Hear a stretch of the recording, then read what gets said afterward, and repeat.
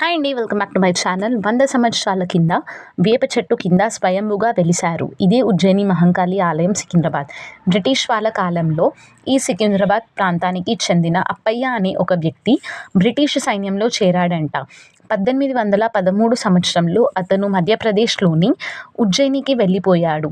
ఆ టైంలోనే సికింద్రాబాద్లో ప్లేగ్ వ్యాధి వచ్చి కొన్ని లక్షలాది మంది చనిపోయారంట.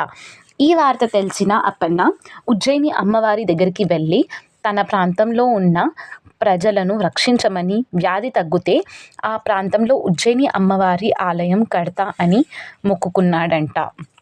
మళ్ళీ అప్పన్న 1815 సంవత్సరంలో తిరిగి వచ్చేసరికి వ్యాధి మొత్తం తగ్గిపోయింది.